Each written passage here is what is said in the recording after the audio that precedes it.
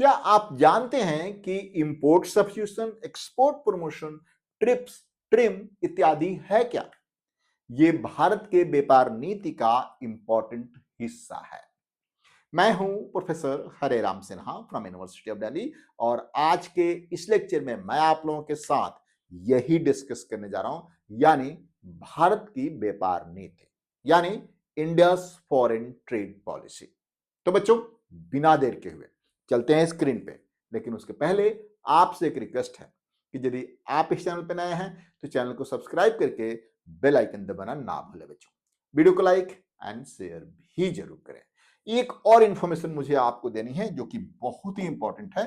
होली के उपलक्ष्य में इको पाठशाला आपको UGC NET JRF economics and GATE and IIT JAM economics दोनों ही कोर्सेज पे 40% का ह्यूज डिस्काउंट दे रहा है बच्चों। 40% का ह्यूज डिस्काउंट। तो फिर अब आपको देर नहीं करनी चाहिए। आज ही आप इको पाठशाला का ऐप डाउनलोड करिए, कोर्सेज में जाइए और वहीं से आप डायरेक्टली ज्वाइन हो सकते हैं। और यदि वहां पे आपको डिस्काउंट मिलने में दिक्कत हो रहा है तो आप मुझे इस नंबर पे 9910569227 पे आप मुझे डायरेक्टली कॉल कर सकते हैं। तो बच्चों, अब चलते हैं स्क्रीन पे और देखते हैं कि व्यापार नीति होता क्या है।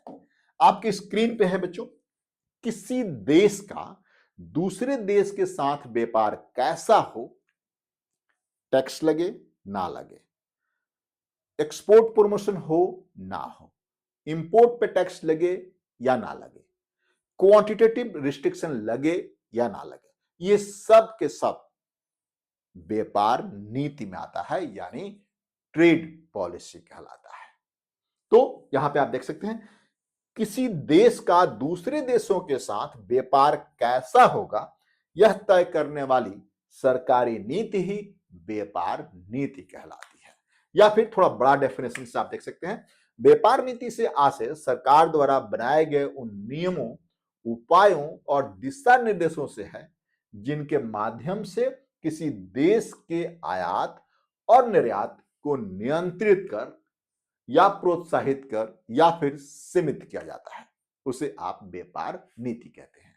सिंपल भाषा में समझिए कि एक देश का दूसरे देश के साथ किस तरह का व्यापार होगा, उसमें उसको नियंत्रित करने के लिए या फिर प्रमोट करने के लिए या फिर कंट्रोल करने के लिए जो भी नियम और कानून बनाए जाते हैं या जो भी नियम, कानून या उपाय किए जाते हैं, उसे आप व्यापार नीति कहते हैं।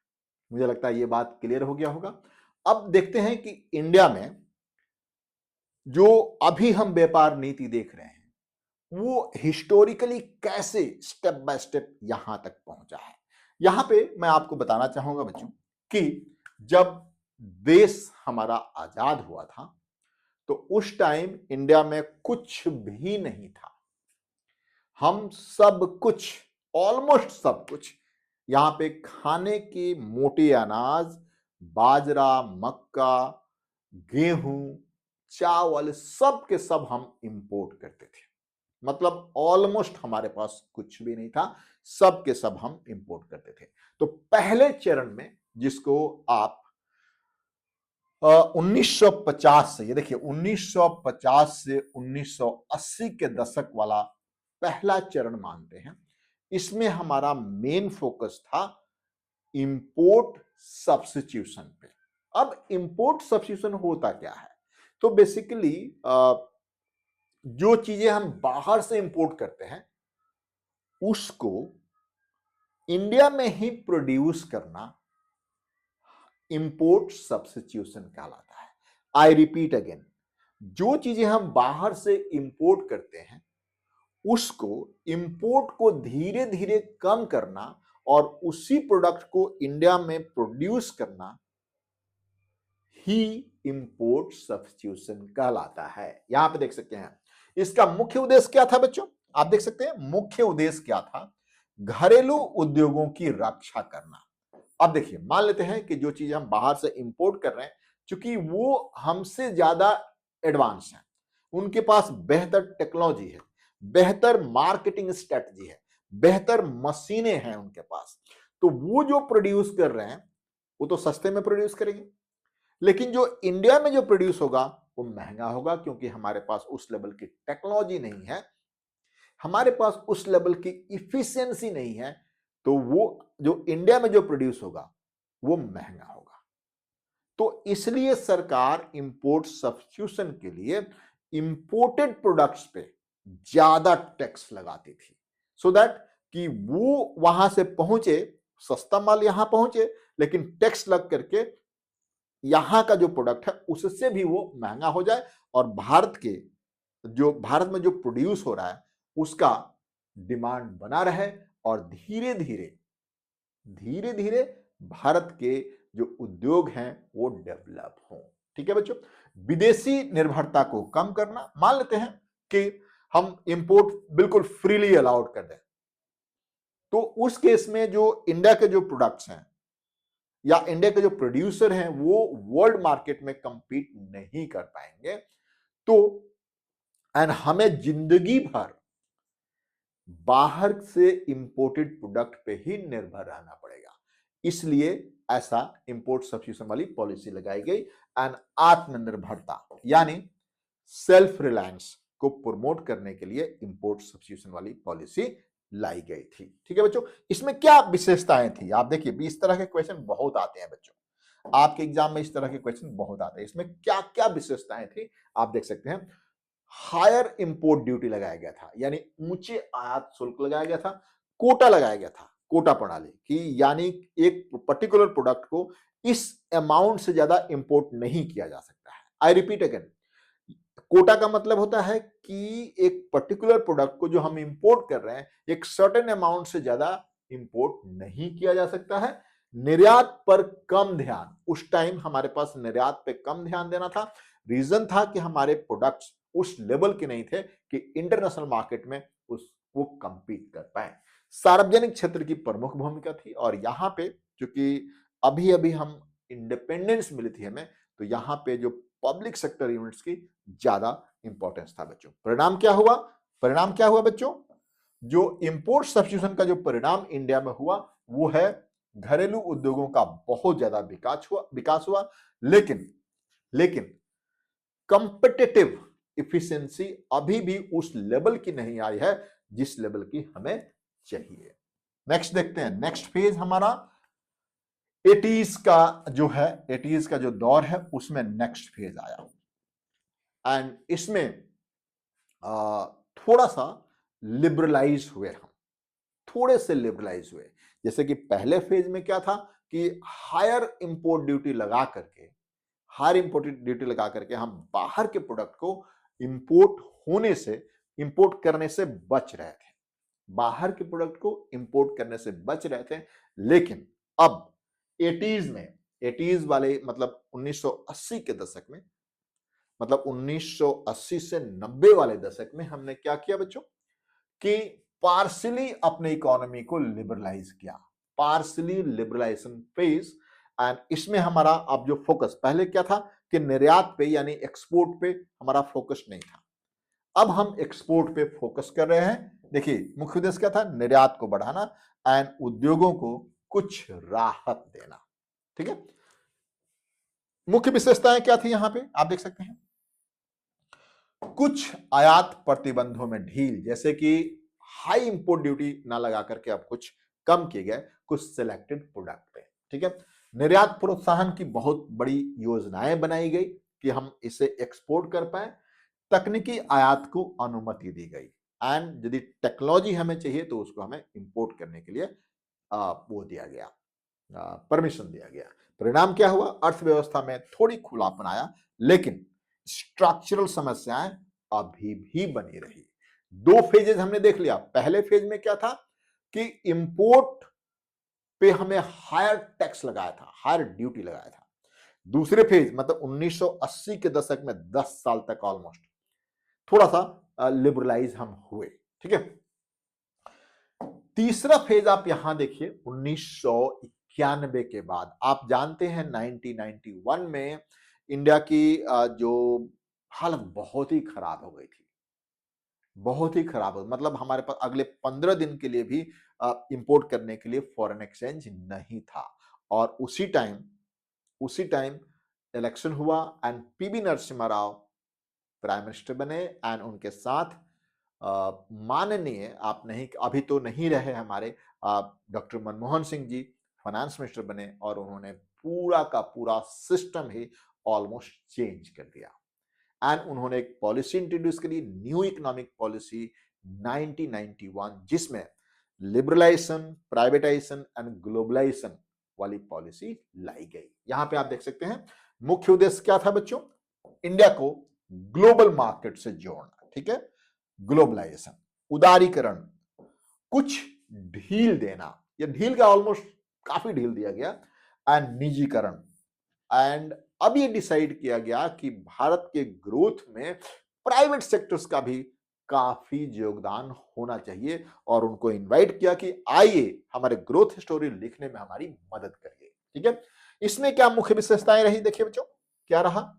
थर्ड फेज में आयात शुल्क में भारी कमी की गई, लाइसेंस राज समाप्त कर दिया गया, रुपया का आंशिक रूप से परिवर्तनीय बनाया गया। अब हमारा मतलब flexible exchange rate, partially flexible exchange rate बनाया गया।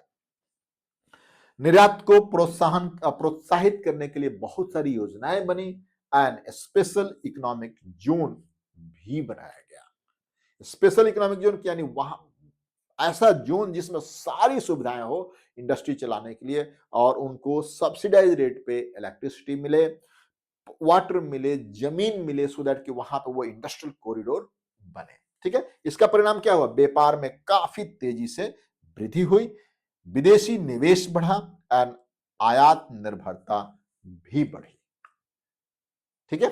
व्यापार तेजी से बढ़ा, इन्वेस्टमेंट बढ़ा, लेकिन इंपोर्ट पे हमारी डिपेंडेंसी भी बढ़ी है, यहां पे आपको ध्यान रखना है। नेक्स्ट है आपके पास WTO वाला फेज 4। आप जानते हैं कि 1 जनवरी 1995 को WTO गेट को हटा करके या गेट को कन्वर्ट करके WTO यानी वर्ल्ड ट्रेड ऑर्गेनाइजेशन बनाया गया, ठीक है। यहां देखिए 1995 के बाद वाला फेज देखिए, यहां पे इस फेज में बहुत सारी चेंजेस लाए गए क्योंकि अब इंडिया जो था WTO का पार्ट था, मेंबर था, मतलब वो जो उसको बनाने में काफी हेल्प किया गया था, इंडिया ने किया था। अब यहां पे देखिए टैरिफ का जैसे हम 200%, 300%, 130% जो हम इंपोर्ट टैरिफ लगाते थे, अब उसको रैशनलाइज किया गया, तार्किकीकरण किया गया, ठीक है। मात्रात्मक प्रतिबंध हटाया गया या उसमें शामिल था कि धीरे धीरे हटाया जाएगा। जैसे कोटा नहीं था, हमने बोला था कि कोटा मतलब एक पर्टिकुलर प्रोडक्ट का वो था कि आप इतने अमाउंट से ज्यादा इंपोर्ट नहीं कर सकते, उसको धीरे धीरे हटाने का वो किया गया। ट्रिप्स, ट्रिम्स, इस सब का पालन किया गया। Trade related intellectual property rights या trade related intellectual investment measures, ये बहुत सारी, ये इसके लिए अलग से वीडियो बन सकता है, लेकिन यहां समझिए इसमें कुछ कंडीशंस होती थी। बेसिकली व्यापार नियमों का अंतरराष्ट्रीयकरण किया गया। परिणाम क्या हुआ बच्चों, वैश्विक अर्थव्यवस्था से गहरा जुड़ाव, यानी भारत वर्ल्ड के इकोनॉमी से काफी कनेक्टेड हो गया, ठीक है। लेकिन लेकिन कंपटीशन भी बढ़ा। तो कंपटीशन जब बढ़ता है तो क्या होता है, आपकी इफिशिएंसी बढ़ती है। या तो इनएफिशिएंट लोग मार्केट छोड़ के चले जाएंगे या फिर जो इफिशिएंट रहेंगे मार्केट में कंपीट करेंगे, वर्ल्ड लेवल के प्रोडक्ट बनाने की कोशिश करेंगे एंड वर्ल्ड लेवल की टेक्नोलॉजी उनके पास आ जाएगी या फिर वो डेवलप करेंगे, ठीक है। नेक्स्ट आप देख सकते हैं इसके बाद वाला जो फेज है कंटेम्पररी एक्सपोर्ट लेड फेज, मतलब इस फेज में एक्सपोर्ट पे ज्यादा ध्यान दिया गया। इसको आप देख सकते हैं 2000 से वर्तमान तक, यानी सन 2000 से वर्तमान तक इसका मुख्य उद्देश्य क्या था, निर्यात को बढ़ाना, मेक इन इंडिया, वैश्विक वैल्यू चेन में भागीदारी, यानी वर्ल्ड सप्लाई चेन में इसकी भागीदारी को सुनिश्चित करना, इसके बाद वाला ट्रेड पॉलिसी का मेजर हिस्सा है। विशेषताएं आप इसमें देख सकते हैं, क्या क्या विशेषताएं हैं बच्चों। फॉरेन ट्रेड पॉलिसी अब फॉर्म हो गई है, production link investment, production link incentive दिया गया कि आप ज्यादा प्रोड्यूस करेंगे तो आपको ज्यादा इंसेंटिव मिलेगा। लॉजिस्टिक सुधार किया गया, डिजिटल व्यापार पर ज्यादा जोर दिया गया, फ्री ट्रेड एग्रीमेंट काफी हुए हैं। ठीक है, परिणाम क्या हुआ? सेवाओं के निर्यात में काफी उछाल आया। मतलब हम सर्विस सेक्टर में काफी आगे, आप जानते हैं अभी कि 53 के आसपास, 53-54% आज हमें सर्विस सेक्टर से जीडीपी का आता है। ठीक है, लेकिन वैश्विक एकीकरण में काफी, मतलब ग्लोबलाइजेशन से इंडिया का जुड़ाव, मतलब वर्ल्ड की इकोनॉमी से इंडिया का जुड़ाव काफी हो गया है। आगे देखिए, इसके बाद अब हम कुछ क्वेश्चंस कर लेंगे। आई होप आप लोगों को ट्रेड पॉलिसी समझ में आ गया होगा। आप कुछ क्वेश्चन देख लेते हैं आपके सामने। In the context of India's trade policy, the primary objective of the import substitution strategy during 1950s and 1980s was to 1950 और 1980 के दौरान भारत की आयात प्रतिस्थापन नीति का मुख्य उद्देश्य क्या था? 1950 से लेकर के 1950 से 1980 के दशक के दौरान भारत के व्यापार नीति का मुख्य उद्देश्य क्या था? बताएंगे आप लोग यहां पे। प्रोमोट एक्सपोर्ट कंपिटिटिवनेस, ये नहीं था। एक्सपोर्ट लेड ग्रोथ उस टाइम नहीं था, एक्सपोर्ट पे ध्यान नहीं दिया गया था इंपोर्ट सब्स्टिट्यूशन वाले केस में। Achieve self reliance by protecting domestic industry, yes, यहां पे हमारा मुख्य उद्देश्य था इंपोर्ट सब्स्टिट्यूशन वाले में। अभी हमने पढ़ा कि यहां पे सेल्फ रिलायंस को अचीव करना मेजर गोल था और डोमेस्टिक इंडस्ट्री को इसमें प्रोटेक्ट किया गया क्योंकि वो उस लेवल के उनके पास दक्षता या फिर इफिशिएंसी नहीं थी। नेक्स्ट क्वेश्चन आपके स्क्रीन पे है, which of the following policy changes best characterize India's trade regime in the 90s, मतलब प्री 91, मतलब 1980 और 91 के, 1980 के बाद और 91 के पहले क्या हमारी ट्रेड पॉलिसी में क्या मुख्य विशेषताएं थी, आप यहां पे देख सकते हैं। 1980 के दशक में भारत की व्यापार नीति की सबसे उपयुक्त विशेषता क्या थी? 1980 के दशक में भारत की व्यापार नीति की सबसे उपयुक्त या सबसे मेन कैरेक्टरिस्टिक्स क्या थी, बता सकते हैं आप लोग? कंप्लीट डिसमेंटलिंग ऑफ इंपोर्ट, नहीं, ये नहीं था, ये नहीं था। Sharp reduction in tariff across the block, नहीं, ये भी नहीं था। Selective liberalization with continued protected, yes, answer was C. Selective मतलब कुछ चीजों को लिबरलाइज किया, कुछ सेक्टर्स को लिबरलाइज किया गया। ठीक है, नेक्स्ट क्वेश्चन आपकी स्क्रीन पे बच्चों आप देख सकते हैं। The balance of payment crisis of 1991 led India to adopt which of the following trade policy? 1991 के भुगतान संतुलन संकट ने भारत को किस व्यापार नीति परिवर्तन की ओर प्रेरित किया? 1991 का भुगतान संतुलन ने भारत के किस व्यापार नीति को प्रमोट किया, आप ऐसे कह सकते हैं। ठीक है, देखिए प्लीज एक बार और देख लीजिए। 1991 के भुगतान संतुलन संकट ने भारत को किस व्यापार नीति परिवर्तन की ओर प्रेरित किया? कौन सा था बच्चों? रिटर्न टू क्वांटिटेटिव रिस्ट्रिक्शन, मात्रात्मक प्रतिबंधों में वापसी, नहीं।